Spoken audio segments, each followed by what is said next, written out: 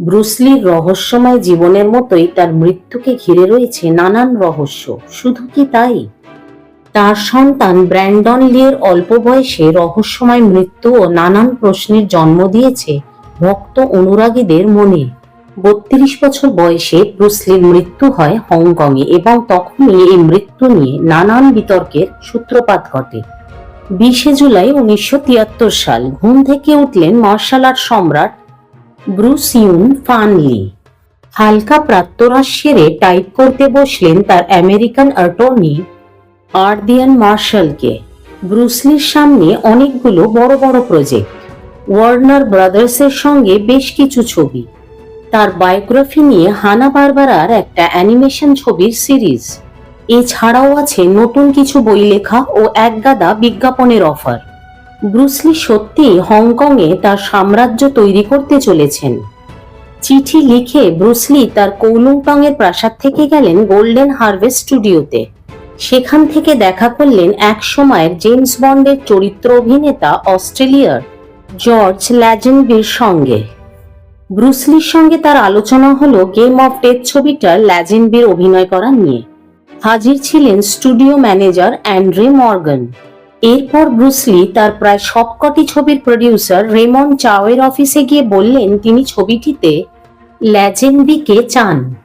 চাও প্ল্যান দিলেন সবাই মিলে ডিনারে গিয়ে ডিলটা ফাইনাল করা যাক। ব্রুস আবার ফিরলেন গোল্ডেন হারভেস্ট স্টুডিওতে। সেখানে ব্রুস পকেট থেকে হাসিসের পাউচ বের করে অ্যান্ড্রে মর্গানকে দিলেন। দুজনেই কিছুক্ষণ নেশা করলেন। জর্জ ল্যাজেনবি আর ব্রুসকে নিয়ে মর্গান লাঞ্চে যাবে ভেবেছিলেন, কিন্তু ব্রুসের অন্য প্ল্যান থাকায় তা বাতিল হলো। ব্রুসের ইচ্ছে তার গার্লফ্রেন্ড বেটি টিং পেইয়ের অ্যাপার্টমেন্টে লাঞ্চ করা। অতএব গোল্ডেন হারভেস্ট স্টুডিও থেকে জর্জ ল্যাজেনবি ফিরে গেলেন হায়াত হোটেলে। ব্রুস ল্যাজেনবিকে প্রমিস করলেন বিকেলেই ফিরে এসে তাকে বলবেন যে ল্যাজেনবিকে কত টাকা দিতে পারবেন গেম অফ ডেথ এ অভিনয় করার জন্য। দুপুর ১২:৪৫ ব্রুস স্টুডিও থেকে তার মার্সিডিজে উঠলেন। নিজেই ড্রাইভ করে পৌঁছে গেলেন 67 বেকন হিল রোডে বেটি টিং পেইয়ের অ্যাপার্টমেন্টে। ঘড়িতে তখন দুপুর ১টা। সাজানো গোছানো ছিমছাম অ্যাপার্টমেন্ট। পরের কয়েক ঘন্টা দুজনে একান্তে কাটালেন। দুজনের মধ্যে শারীরিক সম্পর্ক হলো। ব্রুস আবারও বেটির সঙ্গে হাসির সেবন করেছিলেন, কিন্তু হার্ড ড্রিঙ্কস বা হার্ড ড্রাগ দুজনেই কেউ নেননি। ব্রুস নাকি বেটিকে সারাক্ষণ ল্যাজেনবির কথা বলেছিলেন, কেন তাকে গেম অফ ডেথ ছবিতে দরকার। ব্রুস বেটিকেও ভালোবাসার খাতিরে গেম অফ ডেথে রোল অফার করেছিলেন, তার গার্লফ্রেন্ডের রোল। কিন্তু বেটি পর্দায় ব্রুসের গার্লফ্রেন্ডের ভূমিকায় ততটা স্বচ্ছন্দ হবেন না বলে ফিরিয়ে দিয়েছিলেন অফার। জানিয়েছিলেন রিয়েল লাইফে যাকে ভালোবাসেন পর্দায় তার সঙ্গে ভালোবাসার অভিনয় করতে পারবেন না। সন্ধে ৬টা গেম অফ ডেথ ছবির প্রডিউসার রেমন্ড চাও বেটির অ্যাপার্টমেন্টে এলেন। কেন এসেছিলেন তা আজও পর্যন্ত স্পষ্ট হয়নি। চাও আর মর্গান সারা বিকেল নাকি গোল্ডেন হারভেস্ট স্টুডিওতে ব্রুসের ফেরার অপেক্ষায় ছিলেন জর্জ ল্যাজেনবির সঙ্গে ডিলটা ফাইনাল করার জন্য। চাও পরে বলেছিলেন ব্রুসের শরীর সেদিন ভালো লাগছিল না, চাওয়েরও শরীর ভালো লাগছিল না। দুজনে জল খেলেন। ব্রুস গেম অফ ডেথ ছবির বিভিন্ন দৃশ্যের একক অভিনয় করে যাচ্ছিলেন। একের পর এক দৃশ্যে অভিনয় করেই ছবির গল্পটা শুনিয়ে দিচ্ছিলেন ব্রুস। তাই সেদিন তাকে একটু বেশি কাহিল লাগছিল। তবুও তিনি অভিনয় করে যাচ্ছিলেন স্ক্রিপ্ট ছাড়াই। সন্ধে ৭টা অভিনয় করতে করতে হঠাৎ ব্রুস অজ্ঞানের মতো হয়ে গেলেন। তিনি বললেন তার মাথায় খুব যন্ত্রণা হচ্ছে। তখন ঘড়িতে সন্ধে ৭:৩০। একটু আগে ব্রুস প্ল্যান করেছিলেন ল্যাজেনবিকে হোটেল থেকে তুলে ডিনারে যাবেন। সেই মতো বেটিও পোশাক পরিবর্তন করে নিয়েছিলেন। কিন্তু ব্রুসের মাথা ব্যথা ক্রমশ বাড়তে লাগলো। ব্রুস বললেন একটু তিনি বিশ্রাম করতে চান। সেই সময় রেমন্ড চাও নাকি লাফিয়ে উঠে দাঁড়ান এবং ঘর থেকে বেরিয়ে যেতে চান। বেটি তারপর ব্রুসকে একটি ব্যথানাশক ইকোয়াজেসিক পিল দেন। এই পিলটিতে 225 মিগ্রা অ্যাসপিরিন এবং 200 মিগ্রা মেপ্রোবামেড ছিল।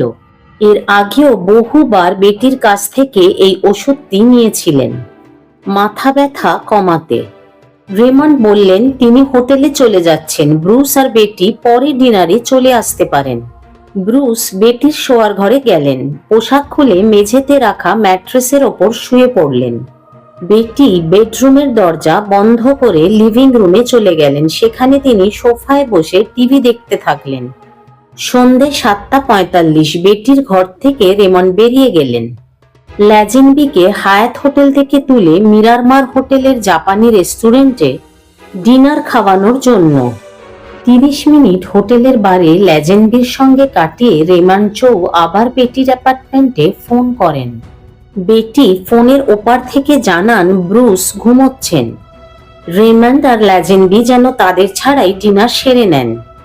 ব্রুস অসুস্থ হয়ে শুতে যান 7:15। বেরিয়ে যাবেন বলেও রেমন্ড 30 মিনিট রয়ে যান বেটির ঘরে। কেন? রাত 9:30। ডিনার সেরে রেমন্ড আবার ফোন করেন বেটিকে।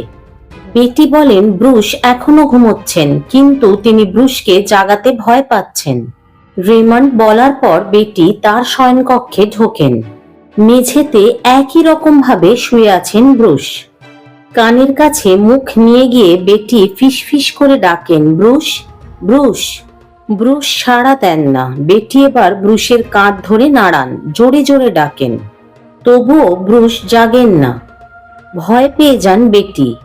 ঝাঁকাতে থাকেন ব্রুসের কাঁধ।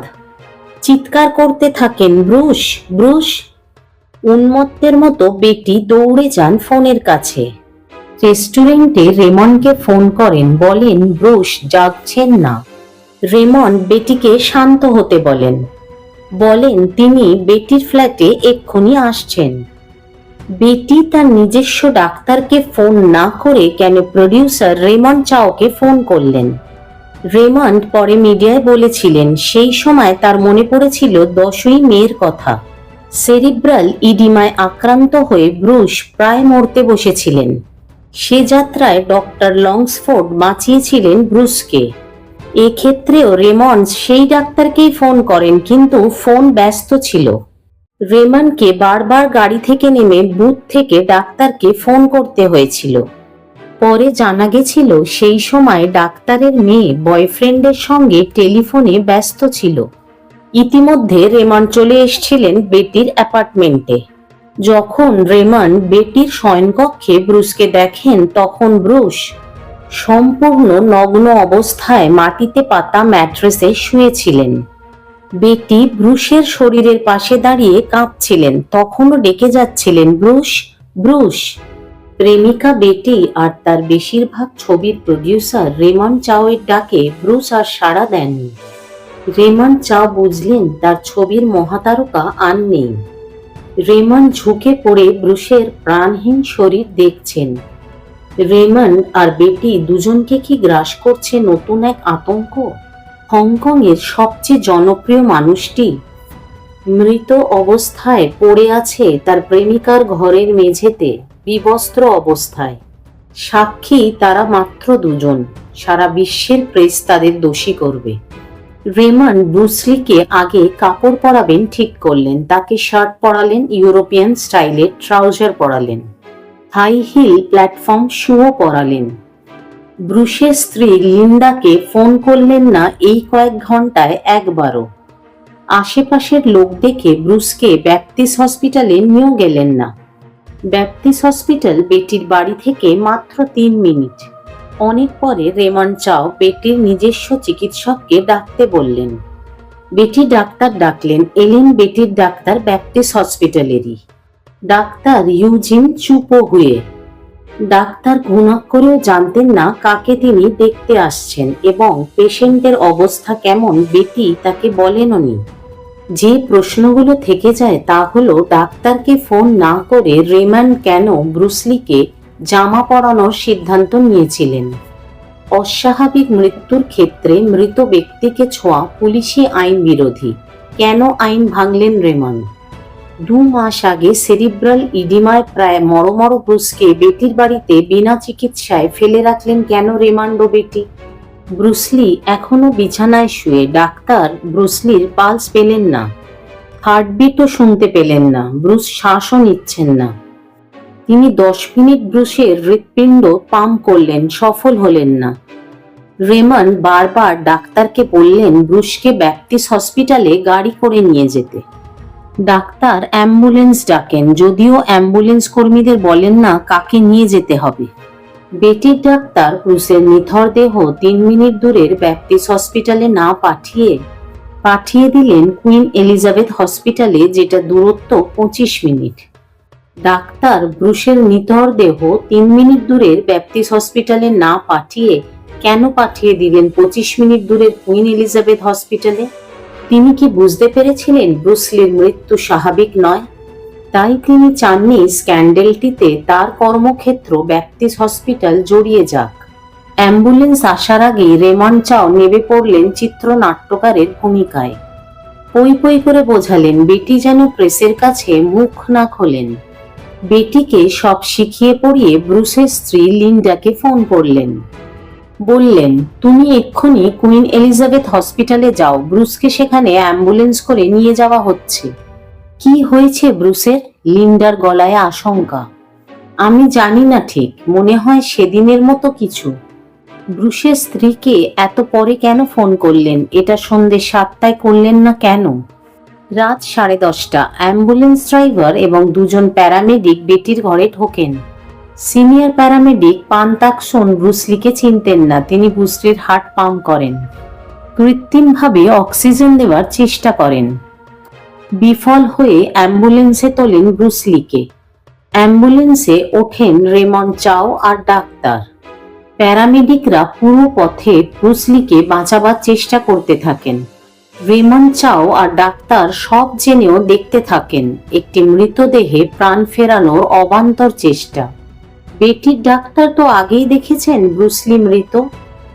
তাহলে দেহ সরাসরি হসপিটালে না পাঠিয়ে আবার প্যারামেডিকদের দিয়ে প্রাণ বাঁচানোর নাটক মঞ্চস্থ হলো কেন? ব্রুসলি স্ত্রী লিন্ডা হসপিটালে অ্যাম্বুলেন্স পৌঁছানোর 15 মিনিট আগেই এসে গেছিলেন। অপেক্ষা করতে করতে তিনি যখন হসপিটালের রিসেপশনে জিজ্ঞেস করলেন তার স্বামীর ভর্তি হওয়ার কথা, তখন রিসেপশনে লোকেরা বলেছিল কেউ আপনার সঙ্গে ফোনে মজা করেছে ম্যাম, ব্রুসলির এখানে ভর্তি হওয়ার কোনোই খবর নেই। সবে লিন্ডা বাড়িতে ফোন করতে যাবেন তখন দেখতে পেলেন প্যারামেডিকরা হুইলওয়ালা স্ট্রেচারে ব্রুসলিকে ইমার্জেন্সি রুমে নিয়ে যাচ্ছেন। আমার তখনও মনে হয়নি ব্রুস মারা যাবে, যদিও তাকে মৃতই আনা হয়েছিল।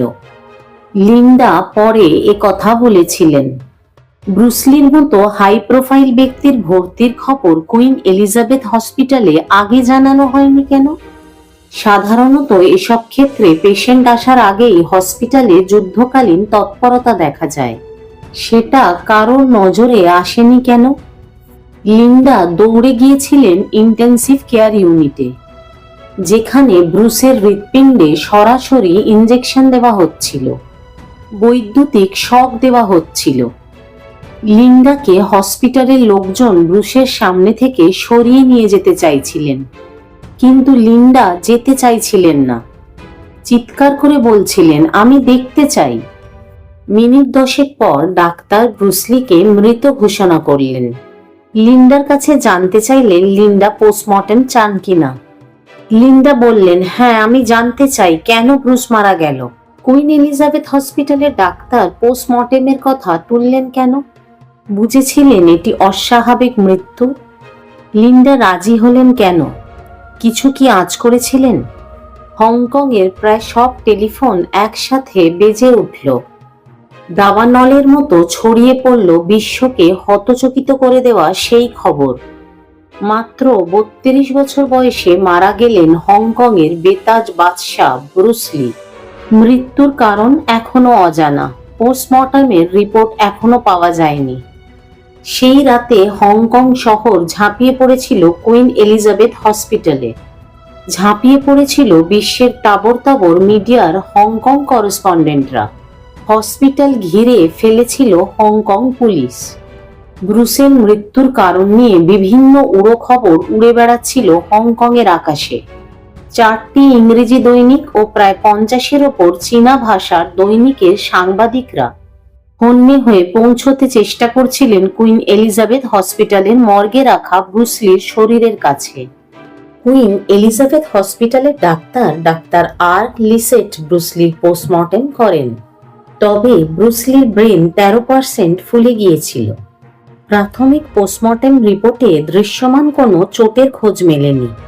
রিপোর্টে মৃত্যুর কারণ সেরিব্রাল ইডিমা লেখা থাকলেও শেষ লাইনে লেখা ছিল, "It is possible that the edema is the result of some drug intoxication." কোন ড্রাগের বিষক্রিয়ায় ব্রুসলি মারা গেলেন রিপোর্টে তা খোলসা করে বলা হয়নি। মৃত্যুর কয়েক ঘন্টা আগেও ব্রুসলি বেটির হাত থেকে ইকোজেসিক পিল নিয়েছিলেন।